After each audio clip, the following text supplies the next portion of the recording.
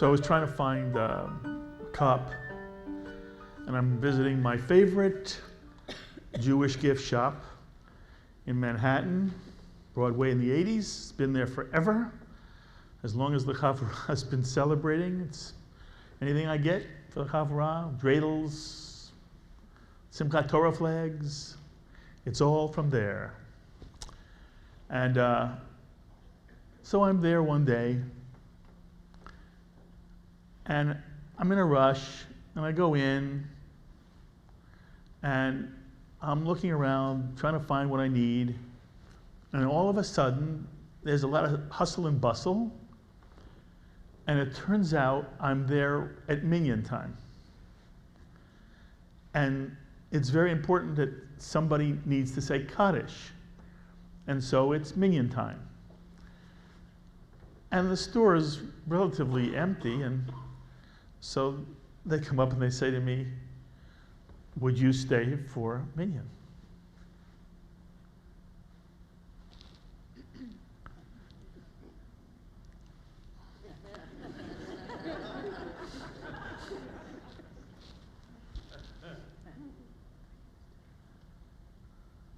Do you need me? You're the 10th. I'm the 10th.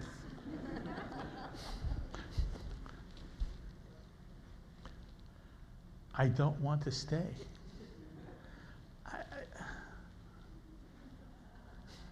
I've got to go. I didn't come here to be in a minyan. I needed a CD. But what can you do? It's interesting. We teach the young people to become bar bat mitzvah here. That's the whole point of becoming a bar mitzvah, bat mitzvah. You become eligible, you become important, you become part of the minyan. And if you're ever needed, you have to come. And if we call you on the phone, you have to come. You've got to be the 10th or the 9th or the 8th, whatever you need. And here I am. Okay, I'll stay. And the minyan is an Orthodox minyan. They hand me a book. Guy goes up in a little corner of the bookshop, and the guy's up in front just davening away. And every now and then, some people respond. I hear a lot of Kaddishes. I look at some of the other guys, they're thumbing through the books, the CDs, but they're there. It's a fascinating experience to be a minyan in a Jewish bookshop.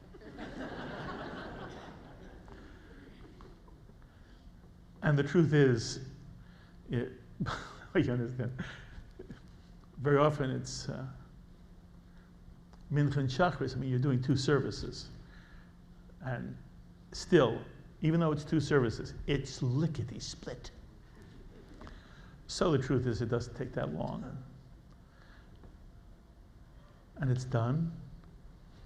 And, okay, and I'm beginning to walk out. And the man who had to say Kaddish comes up to me. He is so grateful. He is so appreciative that I stayed so he could have 10 so he could say Kaddish. And of course I said to him, what a jerk I am. It's what it's all about. I know it's what it's all about, but I'm just a person too. In my car, it may get a ticket. This minyan could cost me $125. But it doesn't matter. And he was so appreciative. And there are two lessons from this moment. And I believe, by the way, I'm just like everybody else. This could have happened to any of you. I believe if any of you were shopping at Westside Judaica on this day, and they said to you, would you be part of the minyan? You'd say yes too. You would say yes. Everybody in this room. You might have said, there's some people in this room who would say yes a lot faster than I said yes. But you'd all say yes. And then he would have thanked you. And I suggest there are 2 lessons here that have to do with l'chaim. And again, if you weren't here on Rosh Hashanah, the whole idea is the cup on the table, on the podium, represents the fact that with wine, Jews do a l'chaim, but the l'chaim is not, we do not wish people chayim, life. We wish for them l'chaim. And the lamed is the key to the word l'chaim. It's the word to life. We wish for them a process, a journey. And I suggest that when a Jew really says l'chaim to somebody else, it's not a toast, it's a promise that we will do everything we can to make their lives sweeter, richer, to help them fulfill who they are, to reach their own dreams, their own aspirations, to be with them, to celebrate, to be with them in sorrow. But most of all, it is in triumph. L'chaim is said at the happiest moments. And I suggest that there are 2 things here that come out of this little episode at the West Side Judaica.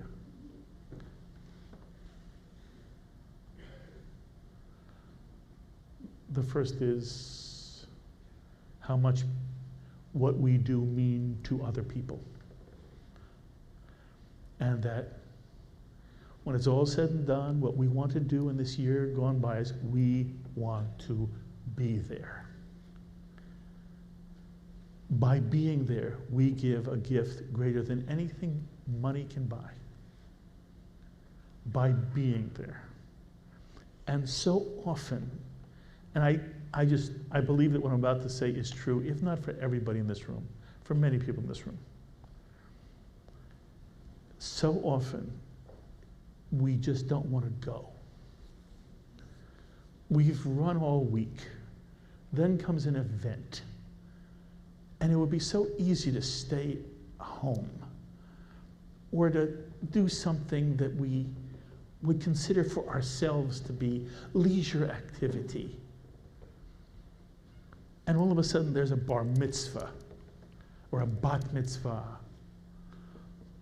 or a baby naming or any kind of event. Doesn't even have to be a Jewish event where people are asking us to give presents, our presence. And it's so easy for us to find a reason not to go. And inertia is a very powerful force. And if we're sitting, it means we have to get up. We have to put the right clothes on. We have to worry about what time it is. Then we have to go. And couldn't we just not go? And then what always happens is that after we go, we're so glad we went. Because the joy we bring and the joy we see on people's faces, and by the way, sometimes it's fun and we enjoy the people we're with. But most of all, it's the sense that we get from the people we're celebrating with. They're so happy we came. And the reality of celebration is, if nobody comes, it's not a party. It can only be a simcha if the room is overflowing with people who are happy and singing and joyous and hugging and dancing and happy and loving and kissing. And that's true of every human gathering. Whatever it is, larger, whether it's at Yankee Stadium, if Yankees go and it's all empty, you think, what am I here for? You go to Avery Fisher Hall, there's 7 people, this must be a bum concert. You come to West Hill. Somehow, If the room is full, it just gives it electricity and excitement. It's true on, for adult study. You come to an adult study, you come to a Friday night Shabbat. You come to Sukkot. If you come to Sukkot and there's 4 people there, it doesn't feel like Sukkot. You come to Sukkot and there are 50 people there, 100 people there. You go to a place in Brooklyn and they're dancing on Simchat Torah in the streets. You can't make your way through. There's a vitality. There's a sharing of human excitement. And numbers matter. And when somebody we love has a simcha of their own, it's a mitzvah to make sure we're there. And by being there, we are doing l'chaim. And it's almost unacceptable from a Jewish perspective not to be there. Not to be there. And of course, it's also true in moments of sorrow.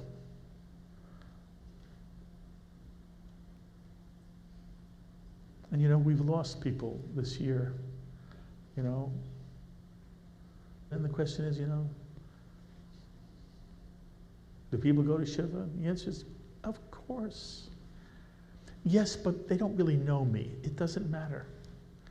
It's amazing. A person goes to Shiva even if he doesn't know the chief mourner. The chief mourner is happy that he's there.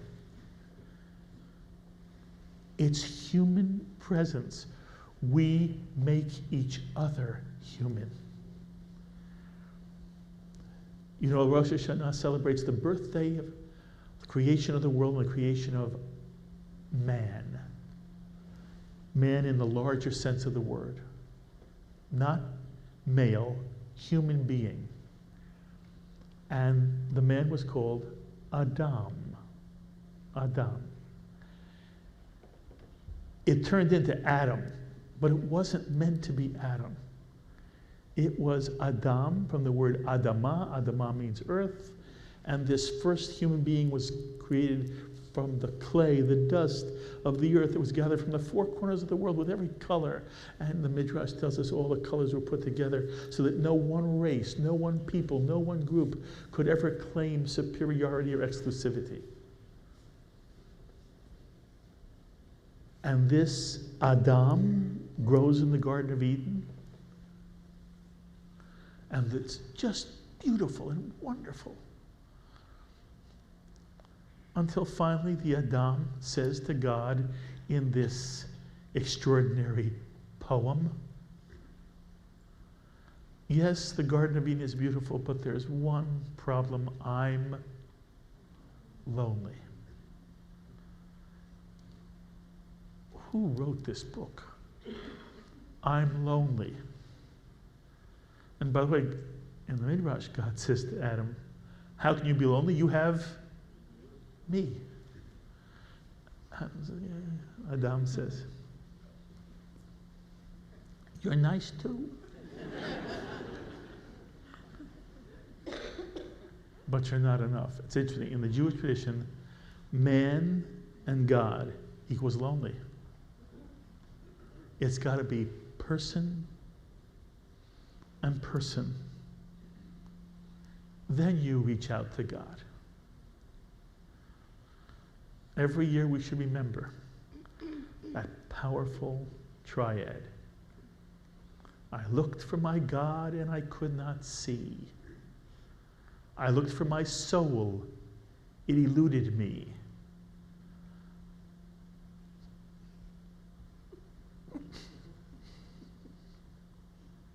I looked for my brother and I found all 3. That's Jewish in a nutshell.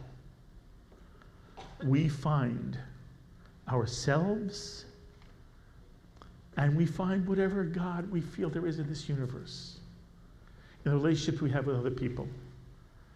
And in the story, God creates an Isha for the man, a woman.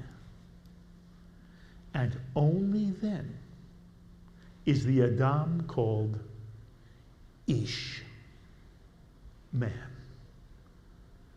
Adam only becomes a man in relationship to a partner in life, the Isha. And we know it to be true because it's happened in the other way, that we've had a simcha, and we knew how wonderful it is when everybody comes to our simcha. And if there is a lesson that we want to take from this Yom Kippur, it is that we will do everything we can to be there when we are called. To make everyone more human, to find themselves and their God in our company. And that's a Jewish notion. You find God through other people. So that's one of the lessons, and here's the second one. I don't know. How many of you have a clue what this was sort of like in the West Side Judaica? How many of you have ever been in an Orthodox, traditional minyan? It doesn't have to be in a store. In other words, you have to understand what it is. It is a phenomenon in and of itself. And you understand, for me, it evoked memories. It evoked memories. It reminded me of, first it reminded me of my grandparents, because that was the world they lived in and that's how they davened. But it also made me feel that I was part of a long chain of something. That this experience, even though it was not my experience, by the way, the prayer book's the prayer book. I know the prayer book. I know what Shiva is. I know what Kaddish is. I know what Minchen Mariv is. I said Chavurot. Minchen Mariv. I know what Minchen Mariv is.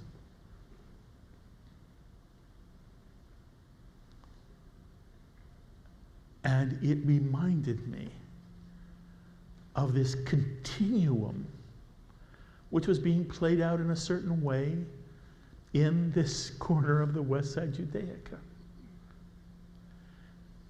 And in some way it's happening here, every year, in a different style. But it's the same moment. Everywhere throughout the Jewish world on Kol Nidre Eve, there are Jews who may not be in a synagogue the entire year, and they try to make special effort to be at a Kol Nidre service, to hear the Kol Nidre. And some of them, it has nothing to do with God. It has to do with Jewish identity and a sense of self and being connected to Jews all over the world. And in some way, the Jewish insight is, we are not here alone. We are not here alone. We are part of something that began a long time ago.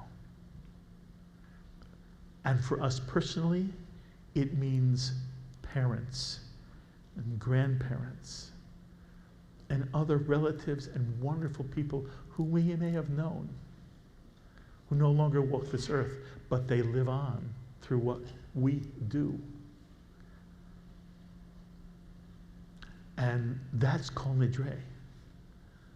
On Kol Nidre, we are to feel part of this arc of history, an arc of time that binds us to every person we've ever loved who may not be here any longer with us. And what this says about L'chaim, from a Jewish perspective, is what we do today is not only L'chaim to people we're with, in some mysterious, wondrous way, when we do the Chayim, we honor those who are responsible for us becoming who we are and who are no longer here. We do the Chayim for them. We do the Chayim for a grandparent and a parent, for a brother or a sister, for an aunt or an uncle, for a spouse, even for a child. Our behavior, our lives today bring, in Hebrew it's called zichut, it's merit. We bring merit to those who have come before us. How we live not only matters for us, it matters in some Jewish way for them. And it puts an obligation upon us. We will create a world that would make them proud, and that in some way passes the best of them on to the next generation. And tonight, every one of us is to feel their presence. If there are people you've loved who are no longer with you, they're here tonight. And in some wondrous way, you feel them. And you feel them for good. Only for good. By the way, all the people who came before, grandparents, whatever, parents, they were just human beings. Some were extraordinary. Most were extraordinary in their own way. But they were always human beings. They had strengths. They had weaknesses. They had their own ghosts. And sometimes they did things that were hard on us. None of that matters. None of it matters from now on. Only the good remains. And if any person somehow carries with them a resentment, on Kol Nidre, it ends. To L'chaim means it ends. And the only thing we take with us is the good. And sometimes the good was overwhelming. And we feel it tonight. We are linked to all those who have brought us to this point today. We honor them and we feel their presence. And when we sing Kol Nidre, we sing the first one in their name. In their name it's sung.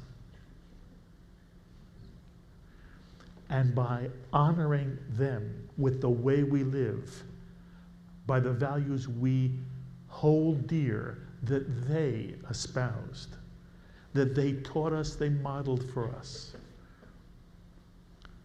we also do the same for the next generation. The chain doesn't end here. The arc doesn't end here. Hopefully it will go on and on and on and on and on and on and on. For as long as people embrace and weep and strive and succeed and dance and love, the arc will continue. And how we live today, we adults, has such a power for the next generation. They see, they learn just like we did. And tonight, it's not enough to care about us. And it's not enough to care about yesterday. It's also about tomorrow. And that's the third chant of the Kol Nidre. That's the strongest chant of the Kol Nidre. It's the promise of the Chayim. In honoring those who came before us, in companionship with those who share time with us, and in a promise of the future to those who come far, far, far further on the arc. And we live in a time when very often we are told to be concerned with what we have. And do we have enough? Do we have enough? And the Jewish tradition changes the question. It's not about whether we have enough. It's about whether we do enough. Whether we give l'chayim enough, or can we do it more? Can we enrich? Can we support? Can we let go and be happy even when the choices are not ones we would make for ourselves? And can we celebrate every achievement, every transcending moment where the struggle produces some positive, lovely, overwhelming, happy result? That's what Kol Nidre is. And I suggest for this year, that's the model. As we chant together the threefold Kol Nidre, may we recall all those whom came before us, and can we feel their presence with us, tangibly feel their presence with us, as if it was the days when they actually shared the Kol Nidre sitting next to us. And then can we, with the second chant, commit ourselves to being there, just to being there. Whenever it's needed, we'll always be there. And whatever this says, we'll be there. And the third chant is, can we also promise the next generation that our lives will model what we hope for them, and that we will do everything we can to help them achieve for themselves. May that be the Yom Kippur striving on this year. And we all say, Amen.